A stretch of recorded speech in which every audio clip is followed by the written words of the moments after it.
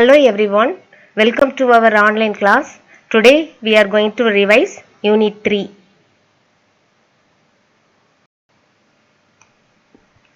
Dear students, today we are going to revise Unit 3. First we will revise prose. In Celebration of Being Alive, written by Dr. Christian Barnard. First வந்து நம்ம synonyms, antonyms பார்ப்போம். Synonymsனா meanings. இது எல்லா யூனிட்லேயும் உங்களுக்கு நான் சொல்லி தந்துடுவேன். இதை மறந்துடாதீங்க.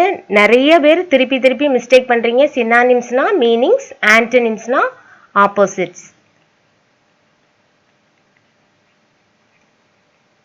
First word profession, meaning career, antonym அதாவது opposite அவகேஷன்.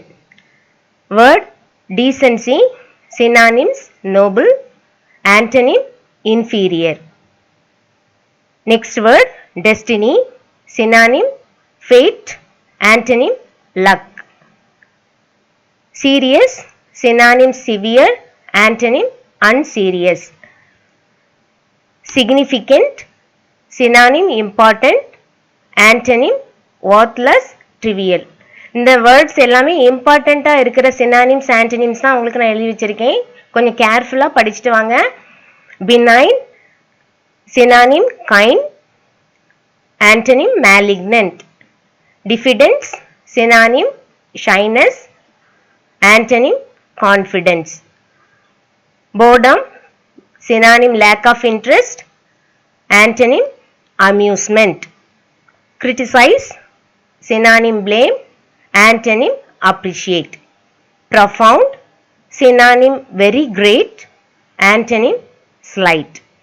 Amputated means cut off by surgical operation or removed.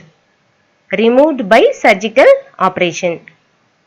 Antonym joined. Rare, seldom.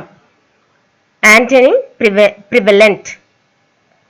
Primitive, synonym primary, antonym sophisticated. இது மட்டும் தான் படிக்கக்கூடாது. நீங்கள் சும்மா எக்ஸாம்பிளுக்கு மட்டும்தான் நான் உங்களுக்கு சினானிம்ஸ் ஆன்டனிம்ஸ் கொஞ்சம் எழுதி வச்சிருக்கிறேன். இந்த காலம் போட்டு நீங்கள் உங்கள் புக்கில் உள்ள எல்லா புக் பேக் எக்ஸசைசஸில் உள்ள எல்லா கிளாசரியெல்லாம் பார்த்துக்கோங்க. இது வந்து உங்களுக்கு எக்ஸாமில் எப்படி கேட்பாங்க அப்படிங்கிறதுனா பாருங்கள். Choose the appropriate synonym of the underlined word from the options given below. இது வந்து உங்களுக்கு 3 marks 3 சினானிம்ஸ் கொடுத்துருப்பாங்க. அதில் ஒன்று வந்து இந்த லெசன்ல இருந்து கேட்கலாம். எக்ஸாம்பிள் கொடுத்துருக்கேன். I experienced not only agony and fear but also anger. இப்போ agonyயோட சினானிம் பார்க்கணும். சினானிம் கேட்டிருக்காங்களா ஆன்டனிம், இங்கே வந்து சினானிம் பார்க்கணும். அப்போ agonyனா அதுக்குரிய மீனிங் என்ன அப்படிங்கிறது இந்த 4 வேர்ட்ஸ் கொடுத்துருப்பாங்கல்ல, இதுலேருந்து நீங்கள் செலக்ட் பண்ணணும். இப்போ agonyனா சஃபரிங்கா, ஃப்ரஸ்ட்ரேஷனா, கன்ஃபியூஷனா, ப்ரைடா. அப்போ இது எதுக்கு ரெலவெண்ட்டாக இருக்குது அப்படின்னு பார்த்தீங்கன்னா சஃபரிங். இதை நான் சர்க்கிள் பண்ணி வச்சுருக்கேன். நீங்கள் இந்த நம்பர் 1 அப்படின்னு போட்டு ஏ மட்டும் போடக்கூடாது, இந்த வேர்டை எழுதணும். சிலர் என்ன பண்ணுறீங்கன்னா இந்த ஆப்ஷன் சி, இந்த சியை போட்டுட்டு இந்த வேர்டு, அப்படிலாம் தப்பு பண்ணக்கூடாது. ஏன்னா அதுக்குரிய வேர்டை கரெக்டாக எழுதியிருக்கணும். அப்புறம் வந்து antonym. Choose the appropriate antonym of the underlined word from the options given below. Antonymனா உங்களுக்கு சொல்லியிருக்கேன் ஆப்போசிட். இதை வந்து நீங்கள் கண்டிப்பாக கேர்ஃபுல்லாக பார்க்கணும். சினானிமா ஆன்டனிமான்னு கன்ஃபியூஸ் பண்ணக்கூடாது. This trolley was commanded by an intrepid crew of 2. அப்போ intrepid வந்து மீன்ஸ் boldly, அதுக்கு மீனிங் intrepid மீன்ஸ் boldly. இப்போ இதுக்கு ஆப்போசிட் வேர்டு எங்கே இருக்குது அப்படின்னு பார்த்தீங்கன்னா டேரிங், பிரேவ், ஃபியர்ஃபுல், போல்டு. இப்போ இதுக்கு ஆப்போசிட் என்னது? இதில் எல்லாமே மீனிங்காக இருக்குது பாருங்க. இது எல்லாமே போல்டு, பிரேவ், டேரிங்லாம் இதுக்கு மீனிங். இப்போ இதுக்கு ஆப்போசிட் வேர்டு வந்து ஃபியர்ஃபுல். அதனால் பார்த்து நீங்கள் கேர்ஃபுல்லாக கொஸ்டினை ரீட் பண்ணி ஒரு 3 தடவை கூட நீங்கள் கொஸ்டினை ரீட் பண்ணலாம். You will have plenty of time to read your question paper. அதனால கேர்ஃபுல்லாக செலக்ட் பண்ணணும். அடுத்து பார்த்தீங்கன்னா answer the following questions 3 marks. இதுவும் உங்களுக்கு புக்கில் பின்னாடி இருக்குது. 3rd லெசனுக்கு பின்னால் உங்களுக்கு இந்த இதெல்லாம் இருக்கும். இந்த 3 மார்க் கொஸ்டின் எல்லாம் உங்களுக்கு நிறையவே இருக்குது. நான் உங்களுக்கு எக்ஸாம்பிளுக்கு மட்டும் 2 எழுதி வச்சிருக்கேன்.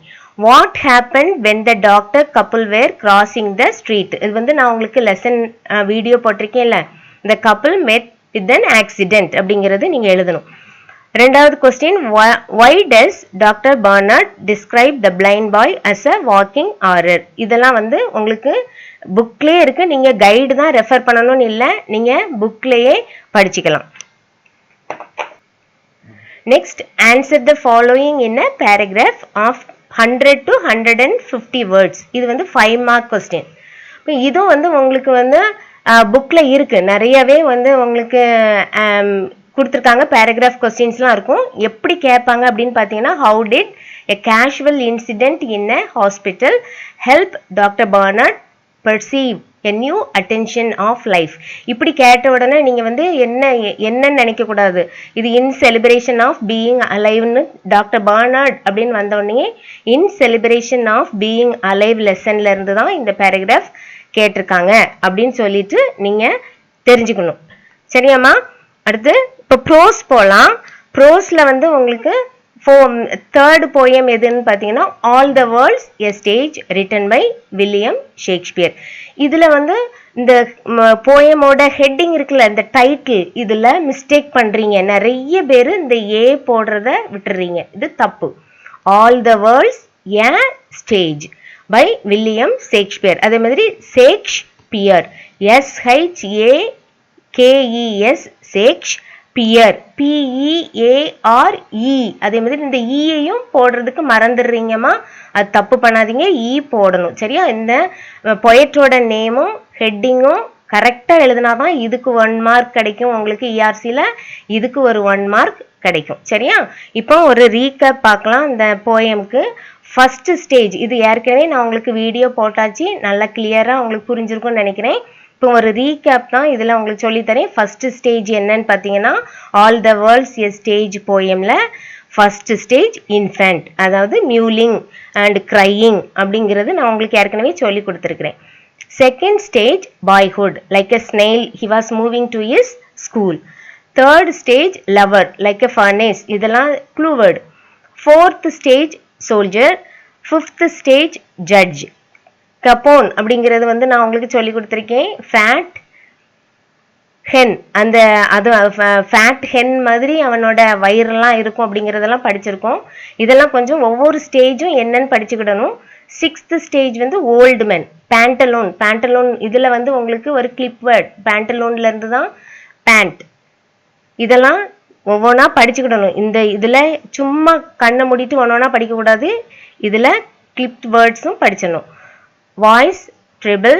செவன்த் ஸ்டேஜ் தான் லாஸ்ட் ஸ்டேஜ், செகண்ட் சைல்ட்ஹுட். இதில் வந்து சான்ஸ்னா உங்களுக்கு வித்தவுட்னு சொல்லி கொடுக்கேன். இது வந்து ரொம்ப ரொம்ப இம்பார்ட்டண்ட் வேர்டு. சான்ஸுங்கிறது, வாட் இஸ் சான்ஸ்னா நீங்கள் வித்தவுட் அப்படிங்கிறது உங்களுக்கு எப்போனா நீங்கள் தூங்கிட்டு இருந்தாலும் வந்து உங்கள் இங்கிலீஷ் மிஸ் கேட்டாங்கன்னா சொல்லணும். Read the given lines and answer the questions that follow. இது வந்து அப்ரிஷியேஷன் கொஸ்டினில் 2 போயம் லைன் கொடுப்பாங்க. நீங்கள் வந்து அதில் உள்ள ஆன்சர் கொஸ்டினுக்கு ஆன்சர் பண்ணணும். எப்படி கொடுப்பாங்கன்னு பார்த்தீங்கன்னா, ஒரு 2 லைன் கொடுத்துருப்பாங்களா உங்களுக்கு இந்த போயமில். All the world's a stage போயம்ல இருந்து 2 லைன் கொடுத்துருக்காங்க. அதில் எக்ஸ்பிளைன் பபிள் ரெப்புடேஷன் அப்படின்னா என்ன, இது வந்து ரொம்ப இம்பார்ட்டன்ட் கொஸ்டின்மா, அதனால தான் உங்களுக்கு நான் எழுதி வச்சிருக்கேன். பபிள் ரெப்புடேஷன் அப்படிங்கிறது என்னன்னா, glory that is short live like a bubble. Chance இங்கேயே எழுதி வச்சிருக்கேன். சான்ஸ் வித்தவுட் ரொம்ப ரொம்ப இம்பார்ட்டன்ட். இது வந்து நான் எத்தனை தடவை இம்பார்ட்டன்ட் சொன்னாலும் இது நீங்கள் எழுத மாட்டேங்கிங்க, படிச்சுக்கிடணும். Sans means without. என்ட்ரன்ஸ், இந்த போயம்ல வந்து உங்களுக்கு என்ட்ரன்ஸ்னா பர்த், எக்ஸிட் அப்படின்னா டெத். என்ட்ரன்ஸ்னா அந்த உலகத்துக்குள்ள நம்ம எப்படி வரோம், பர்த், ஒரு பேபி பிறக்கும்போது தான் என்ட்ரன்ஸ். எக்ஸிட்னா வெளியில போறது, அப்போ டெத்து தான். டெத்து அது சாகும்போது நம்ம இந்த உலகத்தை விட்டு வெளியில போறோம், அதுதான் exit. What is the world compared to அப்படின்னு கேட்டாங்கன்னா, டிராமா ஸ்டேஜ், ஸ்டேஜ் அப்படின்னு கூட நீங்க எழுதலாம். பியூக்கிங் அப்படின்னா what is the meaning of puking அப்படின்னு கேட்டாங்கன்னா, வாமிட்டிங் அப்படின்னு நீங்க எழுதணும். All the world's a stage, இது வந்து figure of speech. All the world's a stage அப்படிங்கிறது வந்து metaphor. full of strange oaths and bearded like a bard. Bardனா நான் leopardன்னு சொல்லி கொடுத்துருக்கேன். இது கூட கேட்கலாம். Bard means leopard. இது வந்து simile. Simile எப்படி கண்டுபிடிப்பீங்க? லைக்கோ ஆஸோ ஒரு சென்டென்ஸ்ல இருக்கும்போது நீங்க simile அப்படின்னு கண்டுபிடிக்கணும்னு சொல்லி கொடுத்துருக்கேன். Into the lean and slippered pantaloon. இது வந்து imagery. His youthful horse well saved a world too wide. இது வந்து alliterated words நீங்க எழுதுங்கன்னு சொல்லும்போது நான் சொல்லியிருக்கேன் ஒரு போயம் லைன்ல வந்து கான்சனன்ட் சவுண்ட் வந்து ரிப்பீட்டடா வரும். இது வந்து கான்சனன்ட் AEIOU வந்து உங்களுக்கு வவல் சவுண்ட். மீதி எல்லா வேர்ட்ஸும் வந்து உங்களுக்கு கான்சனன்ட்ஸ். இங்க பாருங்க WW வருது. அப்போ நீங்க இதை நான் என்ன சொல்லி கொடுத்துருக்கேன்? வெல் வேர்ல்ட் வைட் இப்படி எழுதி நீங்க அண்டர்லைன் பண்ணி காட்டணும் WW அப்படின்னு நான் சொல்லியிருக்கேன். தேர்ட் போயம்ல வந்து உங்களுக்கு கீவேர்ட்ஸ் அதாவது க்ளூ வேர்ட்ஸ் எதுக்கு நான் எழுதியிருக்கேன்னா இது வந்து ERC கண்டுபிடிக்கிறதுக்கு உங்களுக்கு யூஸ்ஃபுல்லா இருக்கும். என்னென்ன வேர்ட்ஸ்லாம் பாருங்க. World's, a stage, men and women, players, 7 ages, nurse's arm, school boy, face, lover, oaths, justice, 6th age, youthful horse, pipes, teeth, sands, eyes, taste, everything. இந்த மாதிரி ஏதாவது ஒரு வேர்டு வந்துச்சு அந்த கொடுத்துருக்கிற பொய்ட்ரி லைன்ல வந்து இதுல இருந்து ஏதாவது ஒரு வேர்டு வந்துச்சுன்னா நீங்க all the world's, a stage, William ஷேக்ஸ்பியர்னு ERC நீங்க கண்டிப்பா எழுதிடுவீங்க. சரியா? எழுதிடணும். Answer the following in paragraph. இது வந்து போயம் பேராகிராஃப். எப்படி கேட்பாங்க? ஆல் த வேர்ல்ட்ஸ் எ ஸ்டேஜ்ல இருந்து describe the various stages of a man's life picturised in the poem all the world's a stage. இது வந்து உங்களுக்கு 5 மார்க்ஸ். இது நீங்க எல்லாருமே படிச்சிருப்பீங்க. First 3 lessons, first 3 poems, first 3 supplementary கொஞ்சம் நல்லா தரவா படிச்சுக்கிடுங்க. சப்ளிமெண்ட்ரி ரீடர்ல உங்களுக்கு 5 மார்க்ஸ்க்கு பேராகிராஃப் மட்டும்தான் கேட்பாங்க. இது வந்து மீனிங்ஸோ சினானிம்ஸ்லாம் உங்களுக்கு கான்சென்ட்ரேட் பண்ண வேண்டியதில்லை. 5 மார்க்ஸ் பேராகிராஃப் மட்டும்தான் கேட்பாங்க. இப்போ write a paragraph by developing the following hints. இதை பார்த்த உடனே பயந்துடக்கூடாது. இது ஏதோ இதுல இருந்து கேட்டிருக்காங்க அப்படின்னு சொல்லக்கூடாது. சரியா? இப்போ நம்மளுக்கு இந்த தேர்ட் சப்ளிமெண்ட்ரி ரீடர் வந்து தி ஆர் ஆஃப் ட்ரூத். இது வந்து play written by Percival Wilde. நீங்க ஏற்கனவே இந்த the hour of truth play வந்து ஒரு பேராகிராஃப் படிச்சு வச்சிருப்பீங்க. அதை தான் எழுதணும். சும்மா அந்த டேஷ் எல்லாம் எடுத்துட்டு இஸ் வாஸ் அப்படிலாம் போட்டு எழுதுறீங்கம்மா, அது தப்பு. நீங்க என்ன பேராகிராஃப் படிச்சிருக்கீங்களோ, அதாவது தேர்ட் சப்ளிமெண்ட்ரி ரீடர்ல இருந்து பேராகிராஃப் உங்க கைடுல இருந்து படிச்சிருப்பீங்க அல்லது உங்க புக்ல இருந்து படிச்சதை இதுல பேராகிராஃபா எழுதணுமே ஒழிய நீங்க வந்து கொஸ்டின் பேப்பர்ல இருக்கிற எல்லா சம்மரி கொஸ்டின்ஸ் எல்லாம் சேர்த்து இந்த பேராகிராஃப்க்கு கொண்டு வரக்கூடாது. இப்போ ராபர்ட் பால்வின் இப்படி டேஷ் டேஷா போட்டிருக்காங்கன்னா நீங்க இதுல இஸ், வில், வாஸ் இப்படி எல்லாம் போட்டு இதை ஃபில் பண்ணி நிரப்பி வச்சிருக்கீங்க. அப்படி செய்யாதீங்கம்மா. இது வந்து உங்களுக்கு தேர்ட் சப்ளிமெண்ட்ரி ரீடர்ல உள்ள பேராகிராஃப். புரியுதா? அப்படி எழுதணும். இனிமேல் நெக்ஸ்ட் வந்து புக் பேக் எக்ஸசைசஸ். தேர்ட் லெசனுக்கு பின்னால third lesson in celebration of being alive அந்த லெசனுக்கு பின்னால உங்களுக்கு புக் பேக் எக்ஸசைசஸ் இருக்கும். புக் பேக் எக்ஸசைசஸ்ல வந்து உங்களுக்கு கிராமர் தான் ஜாஸ்தி இருக்கும். அப்படிதானே? கிராமர் எல்லா லெசனுக்கு பின்னால தான் கிராமர் இருக்கும். எஸ்பெஷலி இந்த தேர்ட் யூனிட்ல என்னெல்லாம் இருக்கு அப்படின்னு பார்த்தீங்கன்னா form a phrase with each of the following pairs of nouns. இது உங்களுக்கு புக்ல இருக்குது. புக்ல இருக்கிறத மட்டும் கான்சென்ட்ரேட் பண்ணுங்க. Muscle plus pain, muscular pain. Fibre plus tissue, fibrous tissue. இது வந்து உங்களுக்கு கொஸ்டினா கொடுத்துருப்பாங்க. நீங்க இப்படி எழுதணும். அப்படி இல்லைன்னா மஸ்குலர் பெயின் கொடுத்துருப்பாங்க, நீங்க மசில் பிளஸ் பெயின் இது ஆப்ஷன் கொடுத்துருப்பாங்க. 1 மார்க் கொஸ்டின்ல இது கேட்கலாம். அதனால இது பார்த்துக்கோங்க. இது உங்களுக்கு தேர்ட் லெசனுக்கு பின்னால இருக்கு. Fibre plus tissue, fibrous tissue. புரியுதாமா? Second topic spot the error. இது நீங்க 11th ஸ்டாண்டர்ட்ல படிச்சிருப்பீங்க. 9th இருந்தே படிச்சுட்டு வரீங்க. அதாவது ஸ்பாட் தி எரர் எப்படி கேட்பாங்க அப்படின்னா இது கண்டிப்பா 5 மார்க்ஸ் கேட்பாங்க.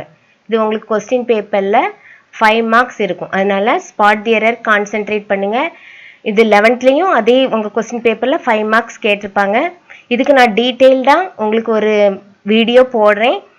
நிறைய பேர் கேட்டுட்டே இருக்கீங்க, இன்னும் நிறைய டவுட்ஸ் இருக்குதுங்கிறீங்க. இதுக்கு நான் செப்பரேட் வீடியோ நான் போடுறேன். ஸ்பாட் தி எரருக்கு வந்து உங்கள் புக்கில் இருக்குது. நான் அதை உங்களுக்கு புக் பேக் எக்ஸசைசஸில் டீச் பண்ணியிருக்கேன். நீங்கள் அதை பார்த்தாலும் கூட போதும்.